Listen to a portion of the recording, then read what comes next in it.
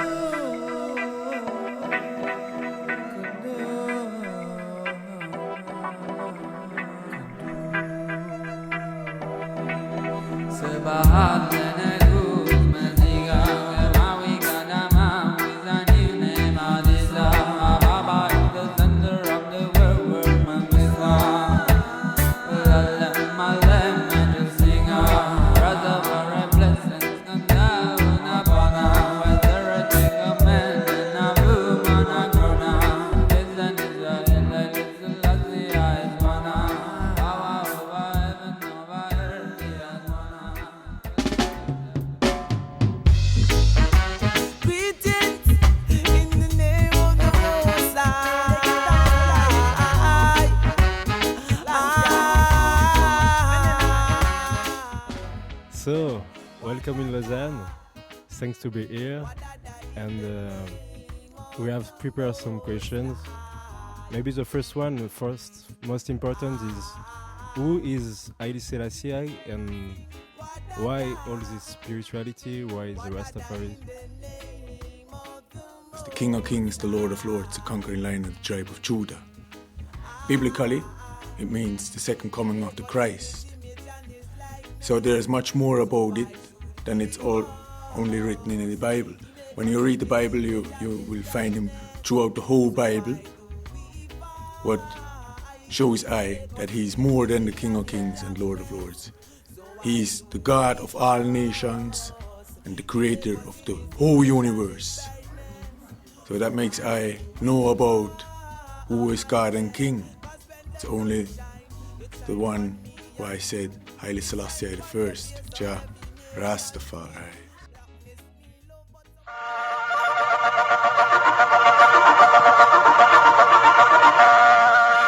The emperor took his place on the throne. Thereupon the ceremony began. The Coptic Archbishop of Ethiopia, representing His Holiness the Pope of Alexandria, with his throaty voice, announced, "Ye princes and ministers, ye nobles and chiefs of the army, ye professors and priests, ye people of Ethiopia, look ye upon our Emperor Haile Selassie I, descended from the dynasty of Menelik I, who was born of Solomon and the Queen of Sheba, a dynasty perpetuated without interruption from that time to King Haile Selassie and to our time.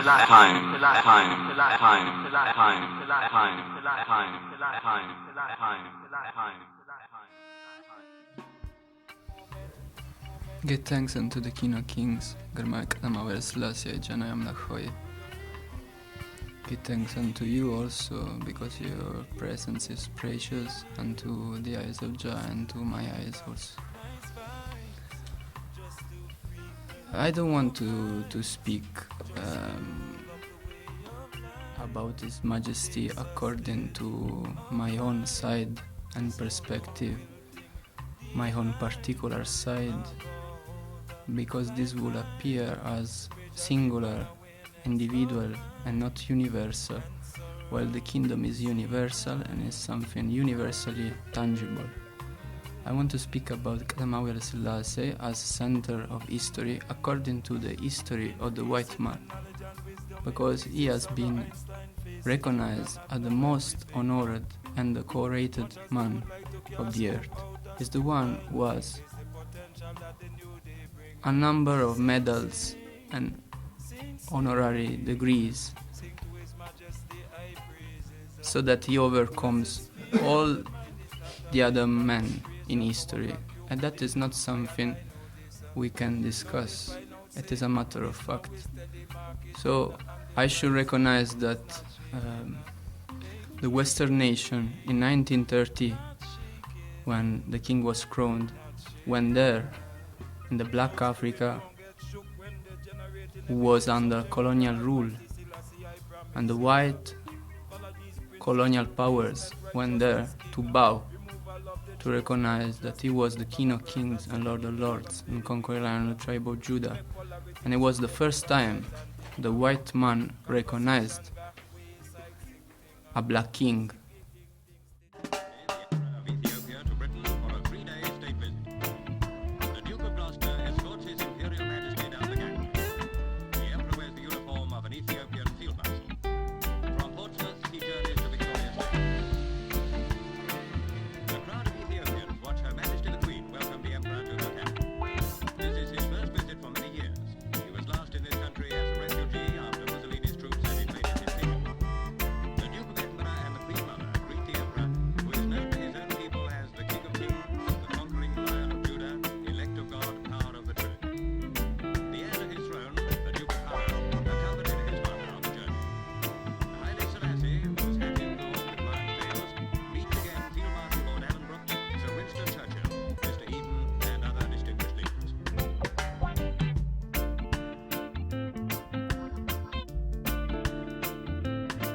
The two sovereigns, followed by the two dukes, make their way from the platform to begin the journey to Buckingham Palace.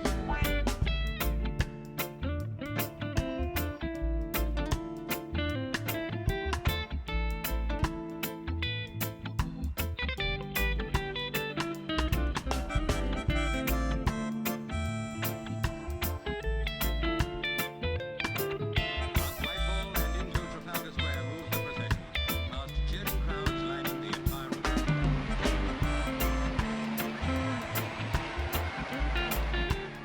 Later, during a state banquet at the palace, the Queen officially greets the Emperor with the words, "I would like to think that in England you will always feel at home."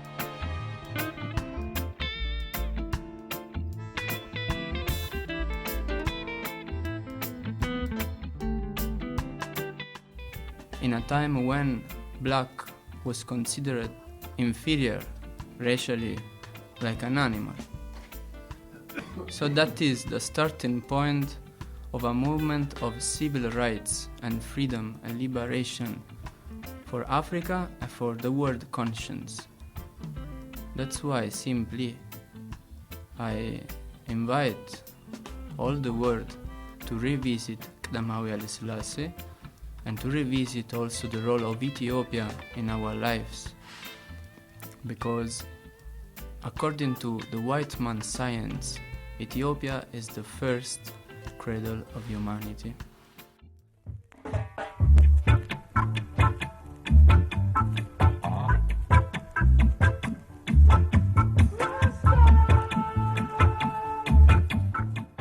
Maybe a question about a Rastaman.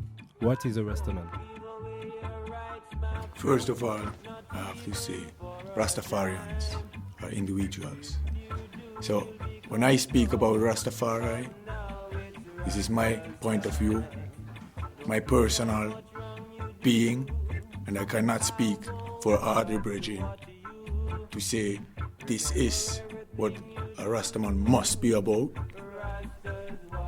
Surely there are few ways to go to be a Rasta, but it doesn't mean, for example, when you eat meat, that you cannot be a Rastafarian. But for me personal, it means to be a Rasta, to be in love with the whole creation. It means to me also to be pure in heart, to be honest, respectful to all living thing, and to live a upright, to live a clean life. And for me also to don't drink alcohol, I don't eat any dairy products or meat, because for me it's what I put in my mouth stays in I am a temple. And when I would eat meat, this is a death energy that I put in my temple, and somehow it will come out of it again. So this is why I don't want to deal with, because the earth is the Lord's and the fullness thereof. Why shall I kill when I man have hands to cultivate food? And the food from the soil will feed me so well that I live strong like a lion. And for me also, a Rastaman should give thanks and praises eternally to His Imperial Majesty Emperor Haile Selassie I. Jah, Rastafari.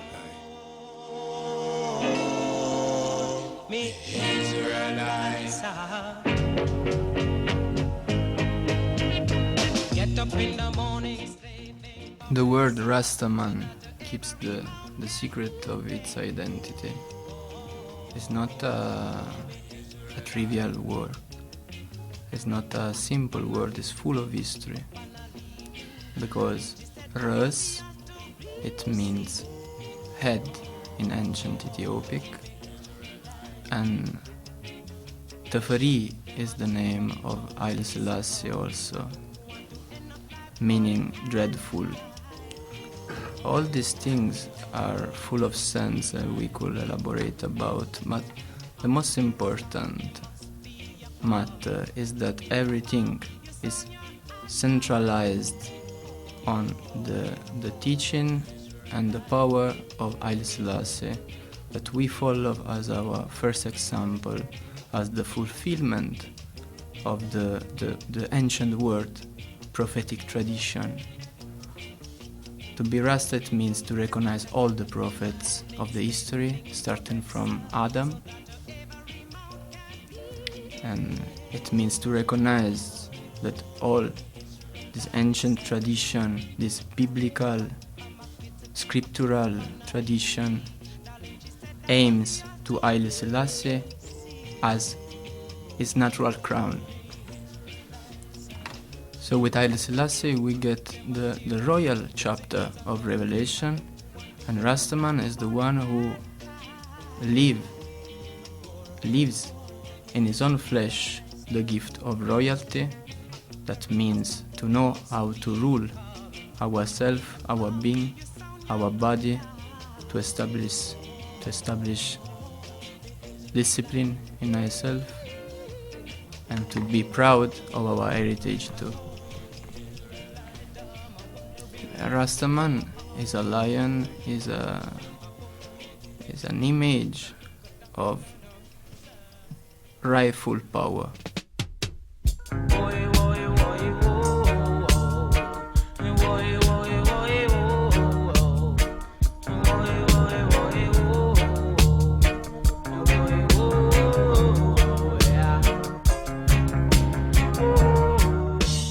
Before you talk about the temple, so a lot of different spiritualities have house specifically to praise their God, and you say, if I understand, your temple is your body.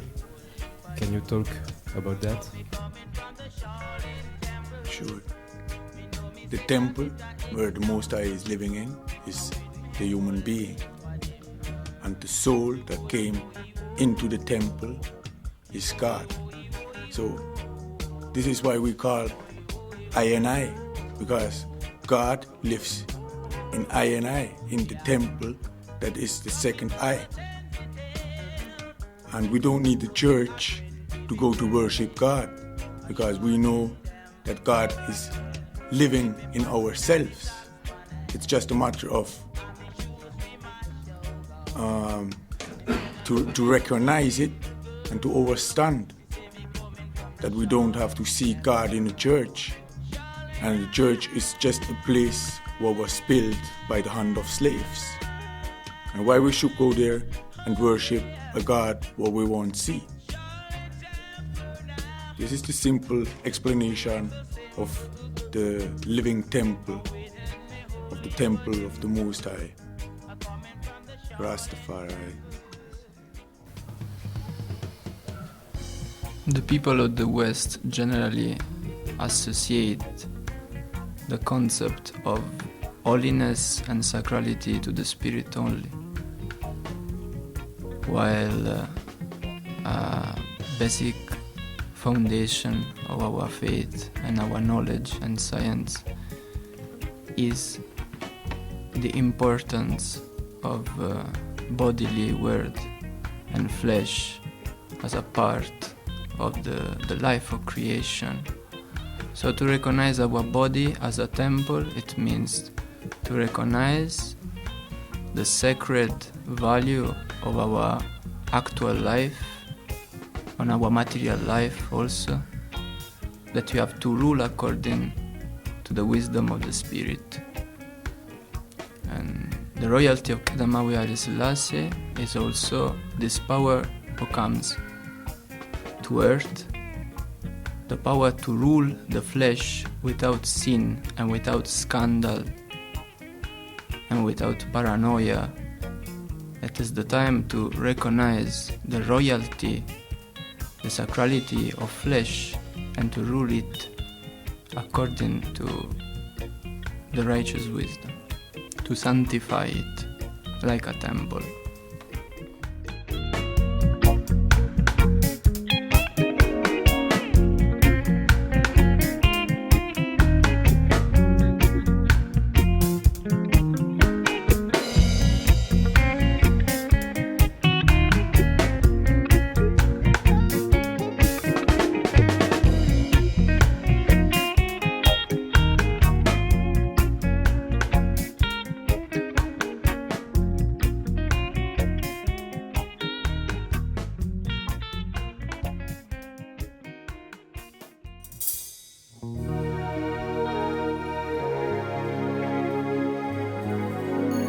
His Majesty. What are the aims of Rasta? What he wants for his future? I couldn't say that I want. I would love to see all my brothers and sisters to live in peace, love, and unity. But my personal needs and deeds are not important. It's more that we should come together and forget about war and discrimination and all these things, you know? Because as a Rasta, you should deal with love first and forget all about hate and, as I said, discrimination, disrespect. Because this is not something what helps I to bring the brothers and sisters together to live in one perfect love. I give all my love to His Majesty.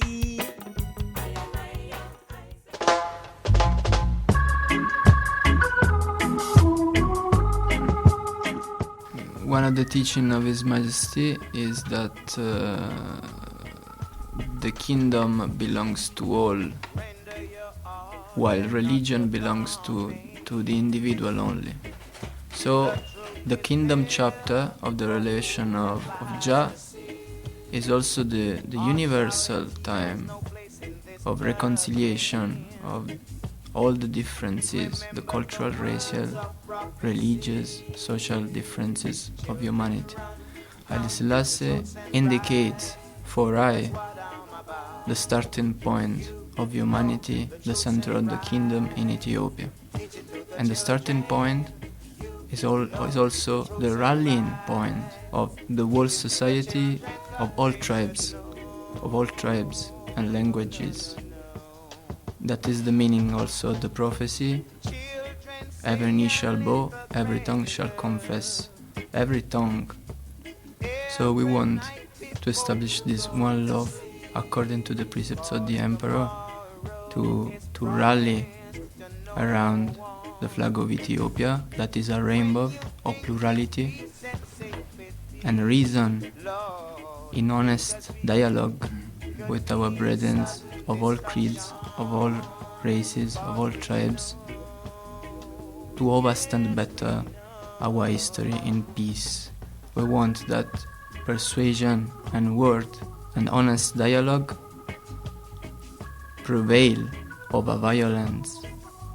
Rastaman is a peaceful man, but this is also a culture, a warrior culture, because he is also the man who knows how to establish peace and power. Remember the word I am saying to you right now.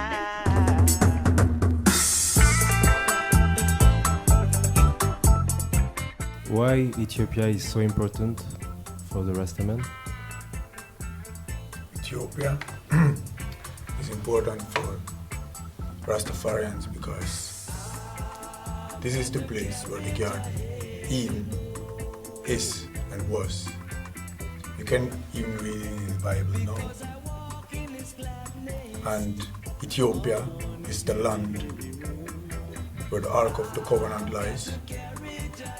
And this land can never be conquered. When you look in history, Ethiopia was the only land in Africa who was never conquered by colonialism. The Italians, they tried to very hard.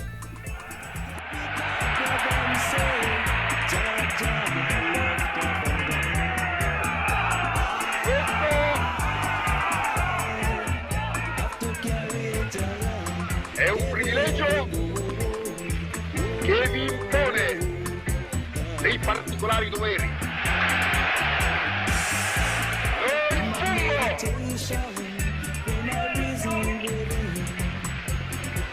Grandi quando dominammo il mare. Roma non poteva arrivare all'impero prima di aver schiacciato la potenza marittima di Cartagine.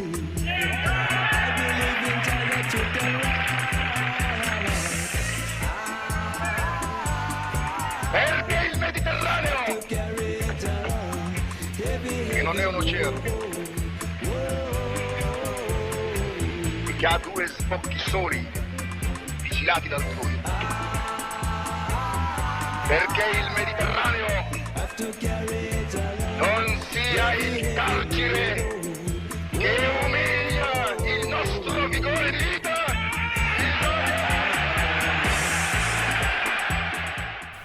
But they failed.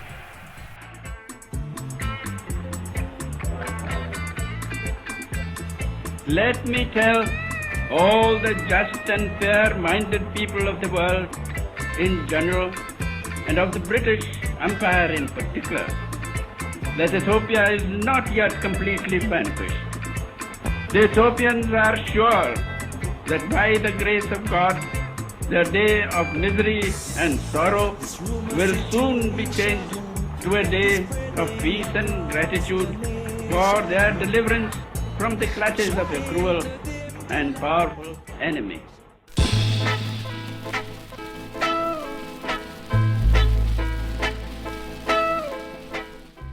So they just tried, but they could never conquer. And I know it's because this land is protected by the Most High, as it is written in the Bible. The Ark of the Covenant lies there, so nobody can conquer Ethiopia. Selassie was born in Ethiopia and is shining his light there. And it is the promised land for all Rastafarians. Haile Selassie gave Rastafarians the possibility to return back to Africa, to Shashamane, the land where he has given to Rastafarians to go there, to live there. And this is some of the points why Ethiopia is very important for Rastafarians. Lion of Judah, he is the light of this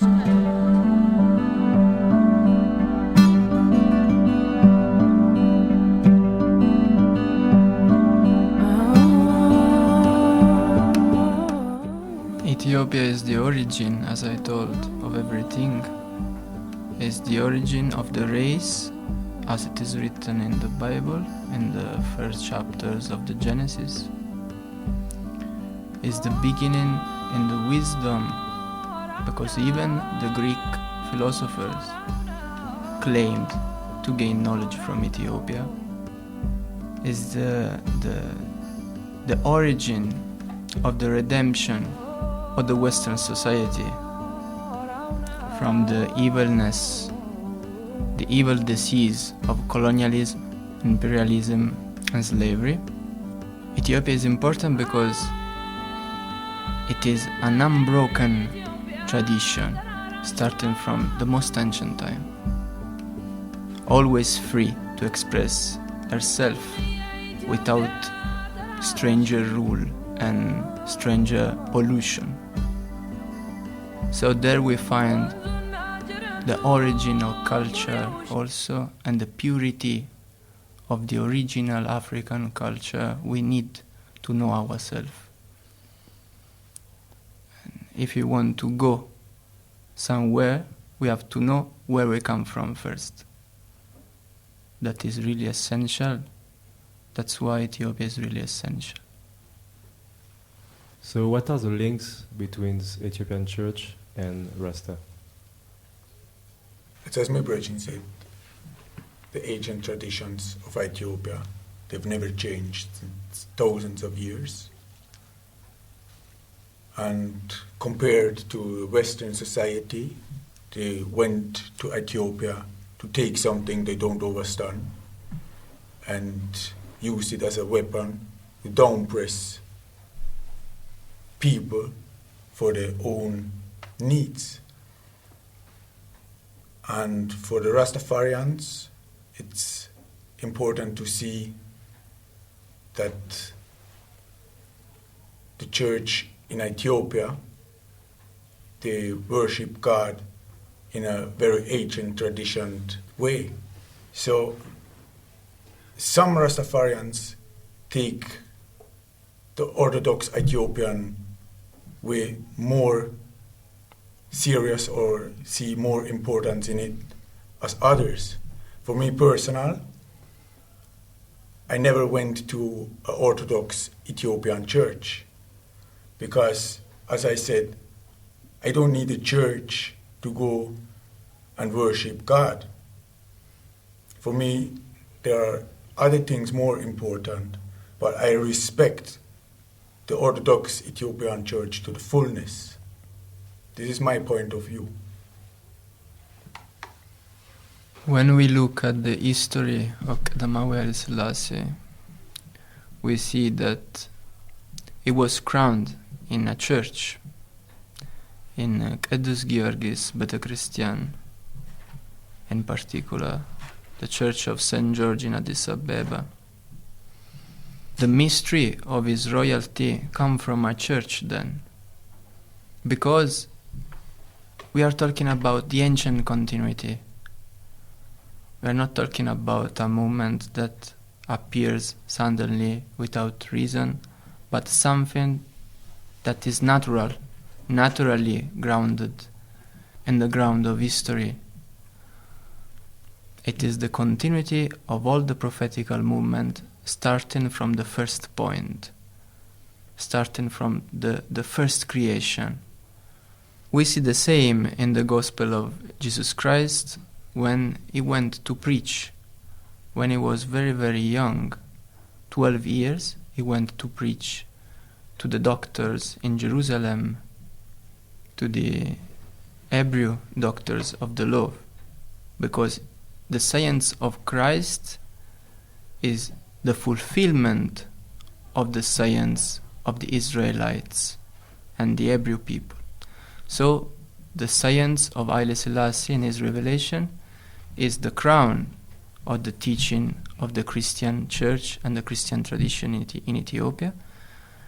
And he has come not to change our holy history, but to fulfill it in continuity without losing anything in culture, in power, in love.